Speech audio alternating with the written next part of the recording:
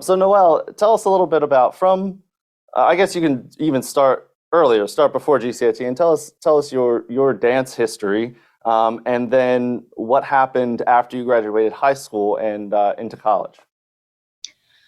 I started dance pretty late. I was 7 years old. My mom kind of put me in different sports as I was younger. And it was when I was playing t-ball that I was in the outfield twirling around, not paying attention to the coach, that my mom was like, okay, I think I need to put her in dance classes.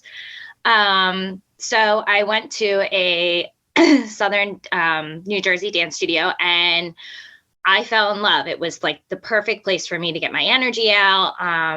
My mom was thrilled that I finally found something I wanted to do. I liked the discipline of it too. And I made so many new friends in that studio.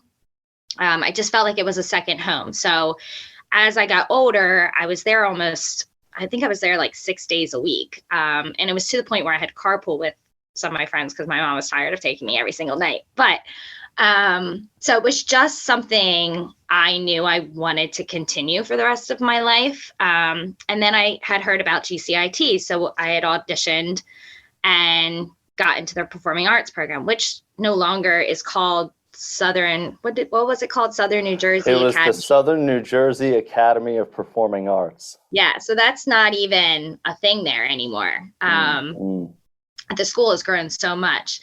So it was there that I actually learned more about the art form, the professional intake of it, and how I could do this as a career rather than just as a hobby.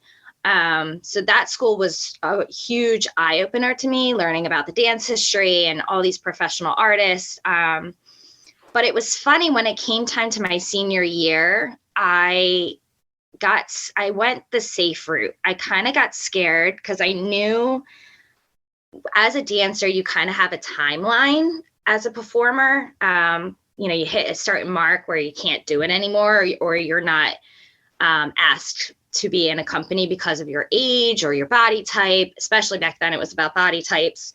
So I told my mom I wanted to go to college for photography. I have no idea why, but I was just like, I think I'm going to be safe and make sure I have a steady job. But my mom argued with me a lot about it. She's like, dance is your thing. It's what you love to do. I suggest going to college for dance. So she won that battle. I went to George Mason University in Virginia, Fairfax, Virginia, which is in Northern Virginia. It was about 3 hours away. I knew I wanted to go away. I was afraid that if I stayed local, I wouldn't be as serious. I would lose track. So going away for me was a huge priority. And I loved George Mason because they had a guest artist program where they had choreographers from like Parsons Dance Company, Robert Battle came in, Paul Taylor Dance Company. These are all huge companies in New York. And they had teachers come in and set choreography on us from their company. So it gave us that experience of working with professional dance companies. And not a lot of colleges do that. So that was something I really admired about that program. So then after I graduated college, we'll backtrack. During college, I needed a job. So I applied to teach at a dance studio called Tiny Dancers. And the owner was the sweetest woman. And I was nervous because I never taught children before. And I didn't really think I was going to be good at it, but I was like, I know everything about dance. I don't think I could work as a cashier doing all, and she understood my schedule because in college, you're dancing all day long nights in the hours, early mornings. So she understood my schedule, and I just thought it was the best thing for me to do. And that's when I fell in love with teaching. I actually was really good at it, which surprised me. So after I graduated college, I kept teaching for her, and I auditioned for City Dance Ensemble, which is in Bethesda, Maryland, which was about a half hour from Fairfax. So I decided to stay living in Fairfax, and I was hired as an understudy for their ensemble, which was disappointing at first because you work so hard and you're like expecting a job right away. And that was an eye opener for me, because I'm like, okay, I just got an understudy job, but it taught me another lesson. I learned every single part in every single dance. So when it came time to step in, I knew it. And that was like more rewarding to me than actually being a company member. But after a year of being an understudy, I was hired as an actual company member. So that was really awesome. I got to work with them. We toured. We went to Africa and Peru and Russia, where we performed there. And we also taught the kids around there, like the different styles and choreography. So that was a great experience, just touring and, I mean, getting paid to do what I love, which was amazing. And then the company fell through, which was disappointing. But at that time, I was like, okay, I'm going to move back to Jersey and maybe audition in New York or other areas more closer to home. And I started teaching for another dance studio. And then I got pregnant with my first baby boy. So for me, I was giving up the performing part of it. I knew I loved teaching, but I wanted to be a full-time mom and present in my son's life. So I just started teaching for another dance studio, and working for somebody else was hard because I had different point of views. There were things that they were doing that I didn't necessarily agree with, and other studios in the area where I couldn't just leave to go to work for another studio. So at that time, I was turning 30 years old, and I had decided it was time for me to open my own studio. And thankfully, a studio about 5 minutes from my house, the lady was retiring. So it kind of fell into my lap, which was kind of nice. Got it. That's a little bit of my background. Got it. I'm going to want to come back to that. For sure. But Diana, tell us, same thing. Start, where you started through GCIT, and then where you went after that. So GCIT comes around, we're 13 or 14. We auditioned to get in this school, and I would honestly say I didn't take it seriously my freshman and sophomore year, just not having much of a social life. It was just kind of dance. And it was just a little bit of a shock to me. So a change from where I grew up and where we went to high school. So I would say I took it more seriously in my junior and senior year. And that's when I was like, okay, I know I want to dance. I grew up in a studio just like Noelle. I was 3 years old starting dance. And by the time I was 8, I was helping my dance teachers, like a helper in a class. So I was helping them teach little girls, ballet, tap, jazz, all of them. So basically that's where I kind of learned how to teach different styles. But after GCIT, I was like, I'm not going to college. I'm going to try to dance. So I auditioned and got accepted into the Alvin Ailey School, not the company, I wish, but the school, which was just exciting. And basically it was like a college, but except you dance. So at 8 a.m. you have ballet, 10 a.m. you have Horton, then you have your lunch break, and then you come back for your electives. So it was about 4 to 5 days a week of dancing. And I moved to New York. Being 18 in New York, it was very overwhelming. And I felt, there's a million people here, and I just felt like a speck or a number. And, just getting out of high school, it was just a lot.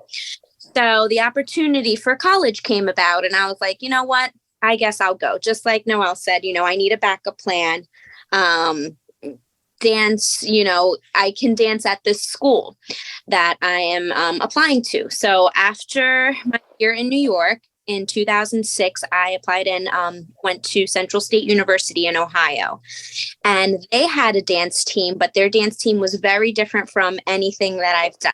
So if you are familiar with the movie Drumline, like drumline dancing, so that's what we did. We performed at the football game and basketball games. And what I brought to the team was kind of more technical experience, because traditionally it's women from different backgrounds and different upbringings. And basically it was another culture shock for me.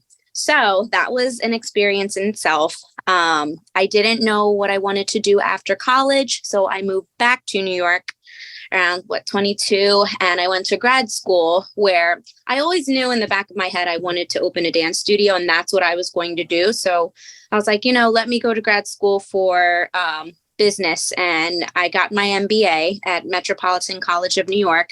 I did it in a year, and it was an accelerated program, and I actually didn't dance for that year. I took a break, and I was just going to work, going to school, just getting it done. That's where my business plan was created. So after New York for the second time, I moved back home, well, kind of close to home in Lansdowne, Pennsylvania. It's a suburb outside of West Philadelphia, which Jersey and Philly, are close enough. So my parents were in Jersey, and I was living with my sister in outside of Philadelphia. And that's when I started teaching classes by myself at my studio that I grew up with, studio owners that I grew up with. They opened a dance studio, and I asked them, hey, are you hiring? I want to get back into dance. I love teaching or helping at the time. So that's how I started teaching. That was about 2014 when I started getting my classes and teaching combo classes, ballet and tap and hip hop and all that.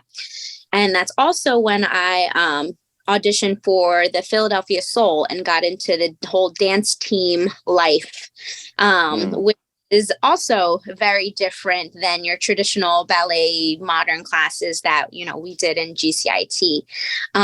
It's very glamorous on the outside, but a lot of hard work that goes with it too. So that was an experience in itself. That was for 3 years I did that. And then 2015, I moved to Tampa, had an opportunity to go there, and I auditioned for the Tampa Bay Buccaneers 3 times.